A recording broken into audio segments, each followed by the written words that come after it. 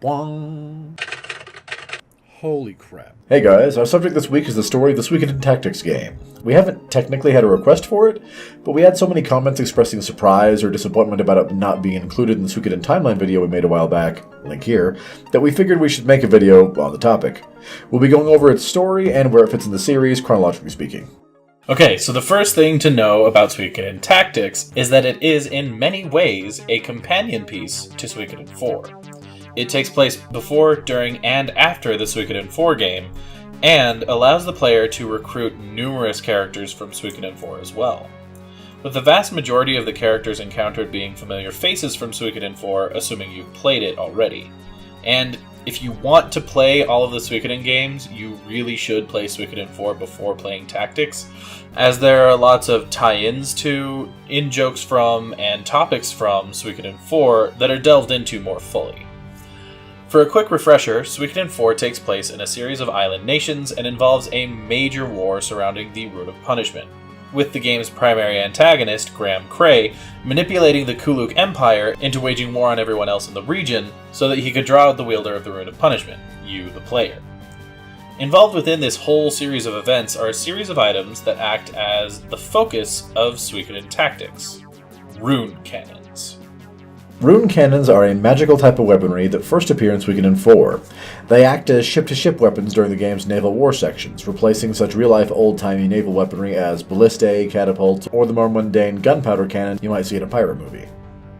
Rune cannons play a very prominent role in both Suikoden 4 and Suikoden Tactics, though Tactics is more obvious about it. In Suikoden 4, a major factor helping to rally troops to your aid is the fact that the Kuluk Empire had developed a rune cannon capable of leveling fleets and islands with a single blast, rather than the comparatively low-powered and short-range ship-mounted cannon that everyone had been using for the last few years. Basically, they developed the rune cannon equivalent of a Death Star, and as such, many island nations banded together to combat that obviously massive threat. Over the course of these two games, the player discovers the origin of rune cannons and learns a good deal about their nature. Prior to the events of both Suikoden 4 and Tactics, a magical practitioner by the name of Warlock, yes, really, summoned a powerful being simply referred to as the Giant Tree, from the world of emptiness, the source of demons and most monsters in the Suikoverse. He would go on to use the naturally magical seed of the Giant Tree as ammunition for the rune cannons, which he himself designed and created. As part of the construction of the actual rune cannon's apparatus, Warlock used parts of creatures called eyefish or evil eyes. Combining these two monstrous creatures' elements together, the rune cannon was born, and he produced as many as the ruler of Middleport, his island home, desired. He would later come to regret loosing his creations on the world, as the weight of the destructive power of the rune cannon set in, but also because he discovered that, improperly handled, rune cannons could have a horribly adverse effect on the human body. Enter Suikoden Tactics. The game begins a number of years before Suikoden 4, back when both Laszlo, the protagonist of Suikoden 4, and Kiril, the protagonist of Suikoden Tactics, are children. We know this because young Laszlo is encountered early in the game. At this time, Kiril's father, Walter, has led an expedition to the island nations in order to study the rune cannons, specifically their effects upon people. During the course of Walter's investigation, the player will encounter numerous characters from Suikoden 4, as Walter ties the existence and appearance of creatures called fishmen, anthropomorphic fish-like creatures, together with the rune cannons, culminating in an encounter involving most of the pirates met in Suikoden 4, assisting Walter and the others in an assault upon an opposing pirate by the name of Steel, who has a rune cannon. A rune cannon Walter would very much like to study, as his attempts at legally getting his hands on some rune cannons had failed previously. When he learned that our friendlier pirate friends from Suikoden 4 were planning an attack on Steel, Walter got his team involved in the hopes of being able to get a look at Steel's rune cannon. Some of you out there might be thinking, why would Walter bring his kid in on this? And the answer is, he had no intention to, but being a video game protagonist, Kiril snuck along for the ride. This pirate-on-pirate assault would end in not one, but two tragedies, however. The first being that Walter, upon getting close to the rune cannon, had its power turned upon him. The energy released from the cannon turned Walter into one of the very fishmen they had been linking to these weapons, and in so doing solidified the relationship between cannon and fish. That might have been alright, except that the now scaly Walter seemed to have been changed both mind and body, as he was no longer able to speak, and attacked his own son when Kiril came close, causing one of their allies, Andark, to slay Walter in Kiril's defense. A traumatizing event for any young boy. Unfortunately for Kiril, that wouldn't be the end of things that night, though, as it turned out that Steel, on top of being a jerk and owning a rune cannon, was the then current owner of the Rune of Punishment. And it was during this fight that the rune would be passed to Brando, the pirate that would ultimately send the rune to Laszlo in Suikoden 4. Between the rune cannon, his father's transformation, and the attacks set off by Steel's rune, Kiril sustained some grievous wounds, both mentally and physically. At this point, the game takes a bit of a time skip. Kiril's injuries were, in fact, so severe that it took him about 3 years to fully recover and be ready to hit the world again. This essentially allows the game to skip over the events of Suikoden 4 and neatly wrap up the explanation of why Kiril and company weren't involved in Suikoden 4, since they existed in the area at the time. During his 3-year recovery, Kiril would be taken care of by his father's friends and confidants, Andark, Seneca, and Jan, with Jan taking most of the actual carrying duties while Kiril was on his sickbed. Once he was ready, Kiril led his friends on a quest to seek out the remaining rune cannons. I say remaining because during the events of Suikoden 4, Laszlo would end up destroying the giant tree, and thus the source of all rune cannon ammunition. As such, in the wake of the war fought during Kiril's 3-year hiatus, the weapons became a more and more highly valued commodity, and also became more and more rare as countries, private collectors, pirates, and anyone else with the resources began to greedily hoard them in a grab for power and security. As their search continued, Kiril and company would learn that some variations of rune cannons, dubbed the Evil Eyes, had the power to transform people into fishmen, as happened with Kiril's father and all before him.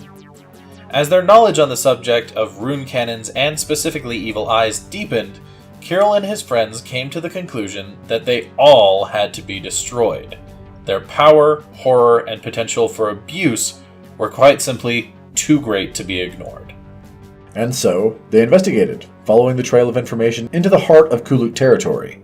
While there, they encountered and befriended Corsilia, granddaughter of Kuluk's reigning ruler, and effectively third in line for the throne. They also discovered that a former seeming ally by the name of Iskus had in fact been using the power of the Evil Eye to solidify his position within the Kuluk Empire, angling for his own ascension to the throne. He even went so far as to kill both Kuluk's emperor and the crown prince, Corellia's father, by turning them into fishmen, and using numerous fishmen as blindly loyal soldiers for his various schemes. Eventually, Kiril and his allies, who by this point included prominent members of the island governments and other characters from Suikoden 4, thwarted Iskus's plans and pursued him to a secret hideout where he had been preparing the Evil Eye in his possession, presumably the last in existence, for use in his various schemes.